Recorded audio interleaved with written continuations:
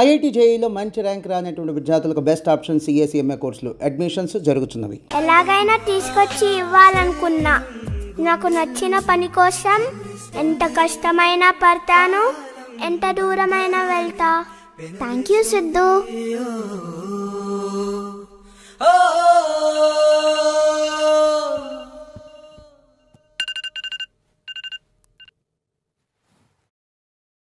గురువుగారు రాజీవ్ చెప్పినట్టు ప్రపంచంలో అత్యంత పనికిమాలినోడు కూడా పుట్టినరోజు నాడు చాలా గొప్పగా ఫీల్ అవుతాడు. కానీ అలా ఫీల్ అవ్వడానికి నా బర్త్డే ఎప్పుడో కూడా నాకు తెలియదు. అలా అనాథగా పుట్టిన నాకు ఓ బాబాయ్ లైఫ్ ఇచ్చాడు. మా ఇద్దరి బాండింగ్ చూసి ఆ దేవుడు కూడా జలస్ పడ్డాడేమో. అందుకే నన్ను పెద్ద ఫ్యామిలీ అడాప్ట్ చేసుకునేలా చేశాడు. అప్పటి నుంచి ఇదే నా రొటీన్.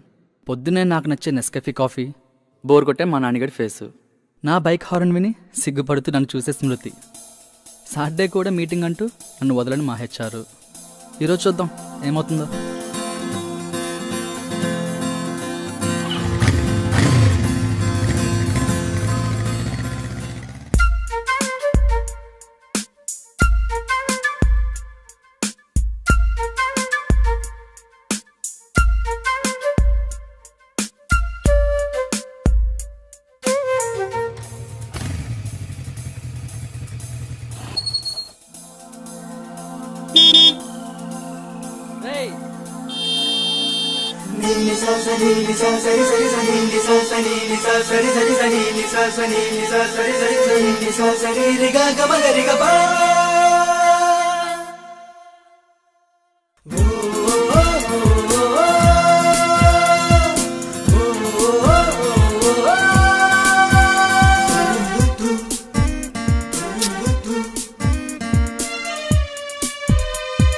రేయ్ నానిగా, ఎంతసేపు రా?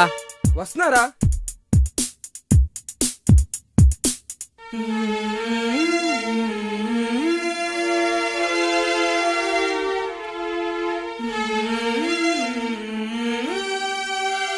బా ఏంట్రా ఈ కంపు, స్నానం చేయలేదా? అరే పిచ్చా, నిన్నేగా చేసింది, మళ్ళీ ఎందుకురా ఈరోజు? నాని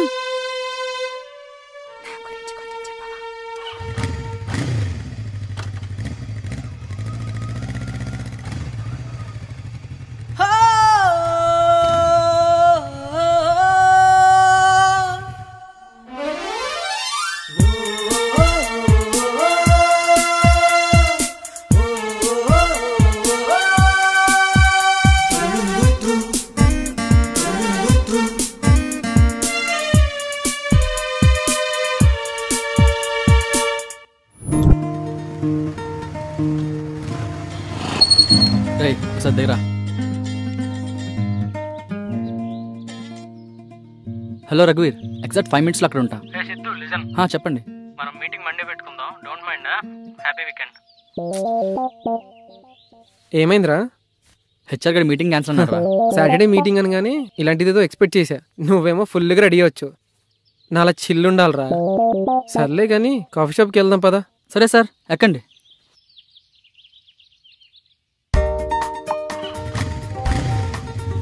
బిల్లు నువ్వే కట్టాలి రోయ్. నువ్వు ఎప్పుడైనా కట్టావేంట్రా? ఇప్పుడు ఏదో స్పెషల్గా చెప్తున్నావు. God must be crazy.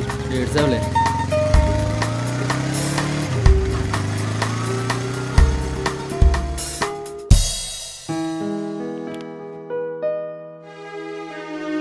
Hi.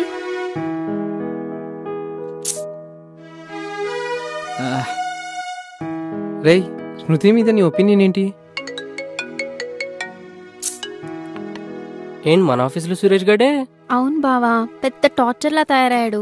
అసలు ఆడి మీద నీ ఒపీనియన్ ఏంటే? అరే, అభిప్రాయాలు పరిచయాల మీద ఆధారపడి ఉంటాయి కదా. తెలియపోతే తెలుసుకోరా, తను చాలా మంచి అమ్మాయి. ఒకసారి మాట్లాడి చూడొచ్చు కదే. మంచోడు, మనోడు. మంచోడని తెలుసు. మరి ఇంకేంటే, నువ్వంటే లవ్ ఏమో. కానీ ప్రేమ అనేది 2 వైపులా ఉండాలి కదా. కరెక్టేరా, కానీ తనంటే ఎందుకు ఇష్టం లేదు? ఒకసారి మాట్లాడి చూడు, ఒక ఐడియా వస్తుంది కదా. మాట్లాడొచ్చు. మనసులో ఏమనుకుంటున్నావు చెప్పు. నా మనసు నా దగ్గర లేదురా. మరి ఎక్కడుంది? సిద్ధు. సిద్ధు ఎవరే? ఆ ప్రశ్న నా 15 ఏళ్ల జ్ఞాపకాలను తిరిగి గుర్తు చేసింది. మారం చేయకండమ్మా. నేను వెళ్ళను బాబాయ్. ప్లీజ్ బాబాయ్, నేను నీతోనే ఉంటాను. నాకు కొత్త మమ్మీ డాడీ వద్దు. ప్లీజ్ బాబాయ్, ప్లీజ్ బాబాయ్, నన్ను వాళ్ళతో పంపకు. అక్కడ చాలా బాగుంటుంది, మంచి మంచి బొమ్మలు ఉంటాయి. నేను మీ బాబాయ్ని చెప్తున్నాను కదా, అలా మారం చేయకూడదు. కాలమే అన్ని సమస్యలకు పరిష్కారం అంటే నిజమేనేమో. నిత్య దొరుకుతుందన్న నమ్మకం, తన కోసం ఇక మీద వేచి చూసే సహనం నాలో రోజు రోజుకి నశించిపోతున్నాయి. రేపు ఒకసారి బాబాయ్ని కలిసి స్మృతితో మాట్లాడి తనతో ఒక కొత్త జీవితం మొదలు పెడతాను.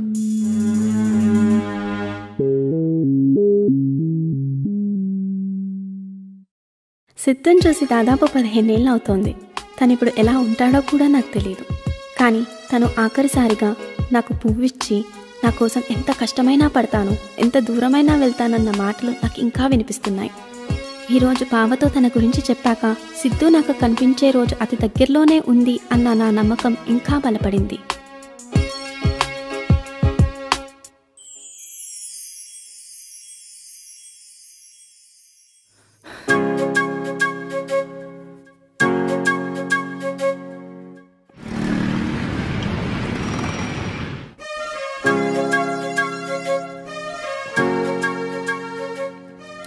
చెప్పరా నాని.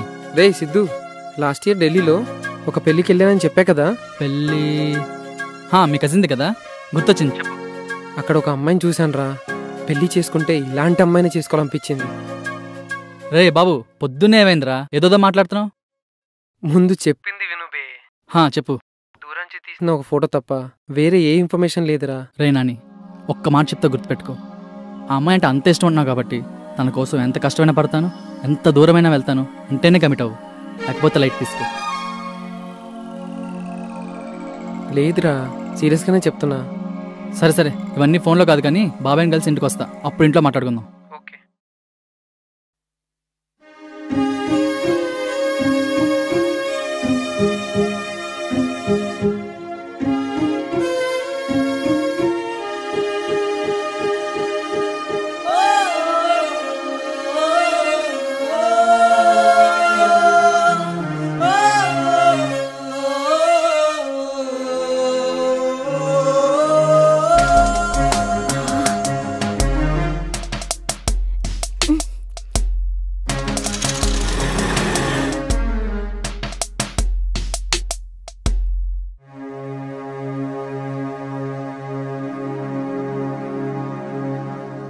సరే బాబాయ్, వెళ్ళొస్తా. దీర్ఘాయుష్మాన్ బాబా, చల్లగా ఉండు.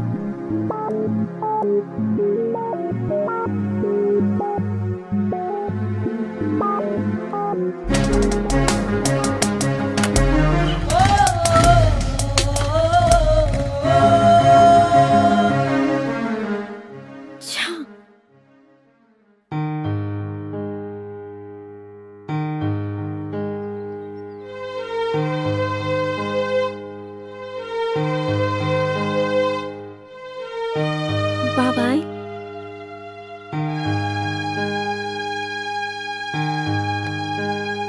ఎవరమ్మా నువ్వు? ఎవరు కావాలి నీకు? ఇప్పుడే మీతో కలిసేసి వెళ్ళాడు. ఎవరు తను? అదే హుడీ వేసుకునున్నాడు. ఆ కుర్రాడా? అతని పేరు సిద్ధు అమ్మా. వాడు చిన్నప్పుడు ఇక్కడే పెరిగాడు, అప్పుడప్పుడు వచ్చి పోతా ఉంటాడు. ఇంతకీ నువ్వెవరో చెప్పలేదు? తనతో పాటు నిత్య అని ఒక అమ్మాయి కూడా ఉండేది కదూ. అవును, నీకెలా తెలుసు? ఇంకా గుర్తుపట్టలేదా బాబాయ్? నేను నిత్య. నిత్యమ్మా, నువ్వా? ఎంత మారిపోయావమ్మా. అమ్మా నాన్న అంతా కులాసైనా? రా లోపలికి వెళ్దాం. నన్ను ఇక్కడి నుంచి ఢిల్లీ తీసుకెళ్లిపోయారు బాబాయ్. మనిషిని వెళ్ళాను కానీ మనసు మాత్రం ఇక్కడే ఉంది. అప్పటినుంచి ఇప్పటి వరకు సిద్ధుని ఎప్పుడెప్పుడు చూస్తానా అని ఎదురు చూస్తూనే ఉన్నాను. ఇంకా నా వల్ల కాదు బాబాయ్, నన్ను సిద్ధు దగ్గరికి తీసుకెళ్ళండి. కాదు, మాటల్లో పడి మర్చిపోయాను, ఇప్పుడే మాట్లాడతాను. నువ్వేం కంగారు పెట్టుకు నన్ను. సరే, నేనున్నాను కదా నీకు. ఫోన్ చేస్తా నాకు.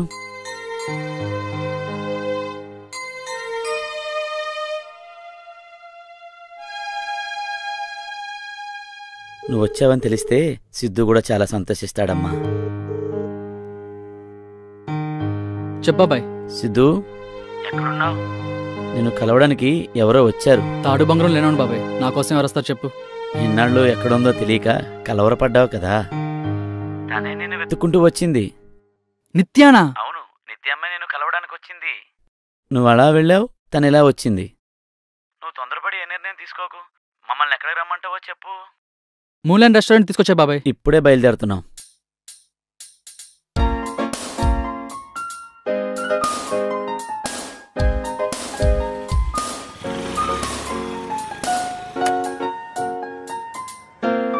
బాబాయ్. సరే.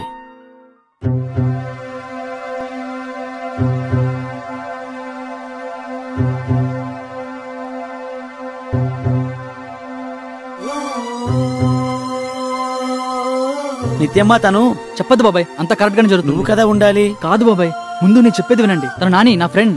నీ ప్లేస్ లో తన బాబాయ్ నేను చెప్పేది వినండి బాబాయ్. ఎవరు నా ఫ్రెండ్ వాడు, నా ఫ్రెండ్ వాడు.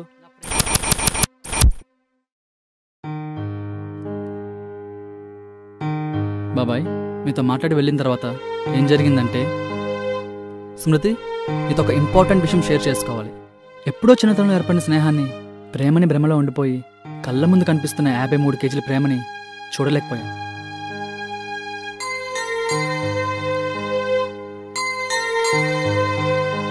Will you marry me?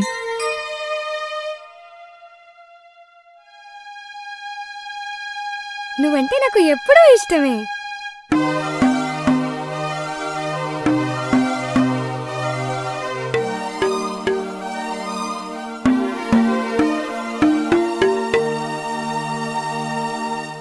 చెప్పబాయ్, కరెక్ట్గా అదే టైంకి నువ్వు ఫోన్ చేసావు బాబాయ్. సిద్ధు ఎక్కడున్నావు? నువ్వు తొందరపడి ఏ నిర్ణయం తీసుకోకు. మమ్మల్ని ఎక్కడికి రమ్మంటావో చెప్పు. మూలాన్ రెస్టారెంట్ తీసుకొచ్చా బాబాయ్. ఎవర్రా ఫోన్లో? బాబాయ్ ఫోన్ చేశాడు. నేను తనతో మాట్లాడరాగానే నిత్య వచ్చిందంట. అబ్బా ఇప్పుడే కదా కలిసాం, అప్పుడే ఏంటి? ఇప్పుడు వస్తుందా? అవునరా. మరి ఏం చేద్దాం? నువ్వు నాకు హెల్ప్ చేసి పెట్టాలరా. నేనా? అవునరా నువ్వే. ఏం చేయాలి? నువ్వు 4 వేలు అక్కడ కూర్చోవాలి. నేను ఒక అమ్మాయిని ప్రేమిస్తున్నాను చెప్పాను కదా. సరే నువ్వు రాగానే తను వచ్చిందంటున్నావు. తను నువ్వు చూసిందేమో, ఎవరికి తెలుసు? నన్ను చూసే ఛాన్సే లేదురా. నేను హుడి వేసుకుని ఉన్నాను. ఓకే, ఉడినే చూసి గుర్తుపడితే కరెక్టే కదా. అబ్బా ఇంకేం ఆలోచిస్తున్నారు? వెళ్ళండి, వెళ్ళి చేంజ్ చేసుకొని రండి.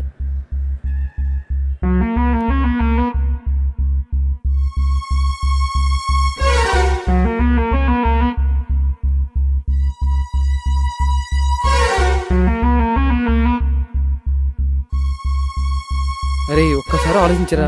నేను ఇలాగా ఆలోచించి ఇంత టైం లేదు నాని. ప్లీజ్ వెళ్ళు, వెళ్ళి కూర్చో. ప్లేట్స్ గేమ్ రా. అమ్మయ్య,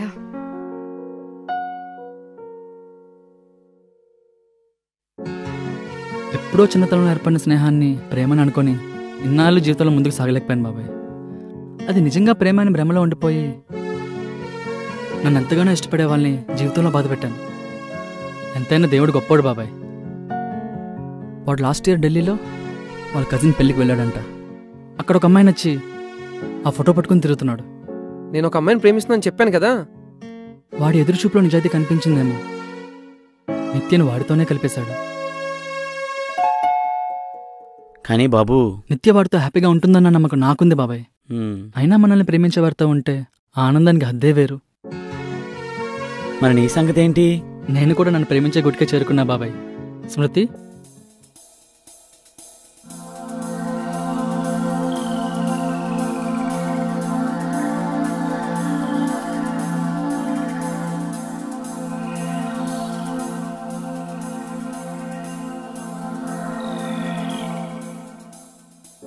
నిత్య నువ్వు హ్యాపీయేనా?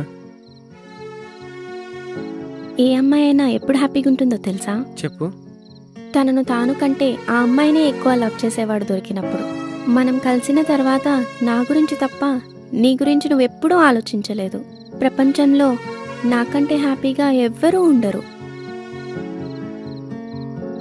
నన్ను చూస్తే తెలియడం లేదా ఎంత హ్యాపీగా ఉన్నానో? అయినా సడన్ గా డౌట్ ఎందుకు వచ్చింది? నువ్వు నా వల్ల హ్యాపీగా ఉన్నావన్న ఫీలింగే చాలా గొప్పగా ఉంది. కానీ నీకు నిజం తెలిసాక కూడా ఇంతే హ్యాపీగా ఉంటే నాకంటే అదృష్టవంతుడు ఎవడూ ఉండడు. ఏంటి సడన్ గా కామైపోయావు? నేను సిద్ధు కాదు నాని అని చెప్పడానికి నోరు రావట్లేదు. నీ దగ్గర నిజాన్ని దాచడానికి మనసు ఒప్పుకోవట్లేదు. నువ్వు దేని గురించి ఆలోచిస్తున్నావో నాకు తెలుసు నాని. నువ్వే నాని అని నాకెలా తెలుసు అనుకుంటున్నావా? అవును, నీకెవరు చెప్పారు? అంతా తెలిసి నాతో ఎలానో నిత్య? నాకెలా తెలిసింది? ఎవరు చెప్పారు అని గతం గురించి ఆలోచిస్తూ ఇక్కడే ఉండిపోదామా?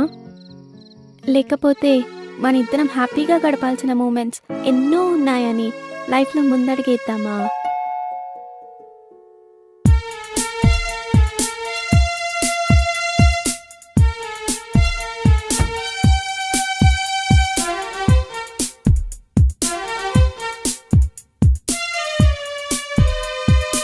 అన్న అన్నట్టు అడగడం మర్చిపోయా, నేనంటే ఎప్పటి నుంచి ఇష్టం నీకు? అలా అని చెప్పకూడదు, సీక్రెట్.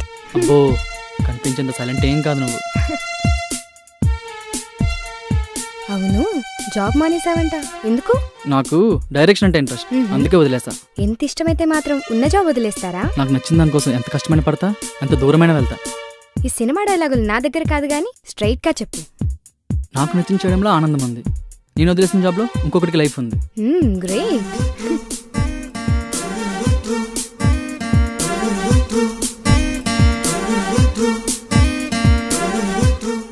కొన్ని నిజాలు తెలియకపోతేనే బాగుంటాయి, కొన్ని తెలుసుకున్నాకే ఇంకా అందంగా ఉంటాయి. ఈ కథ చూశాక marriages are made in heaven అన్నమాట నిజమే అనిపిస్తోంది. ఎందుకంటే మనం అనుకున్న మనుషులు కలవకపోయినా వారి మనస్సులు మాత్రం విరగలేదు. ఏది ఏమైనా లైఫ్ మస్ట్ మూవ్ ఆన్. ఒకే నువ్వు, ఒకే నేను. గుండెల్లో చిగురిస్తోంది, బంధాల్ని పెనవేస్తోంది.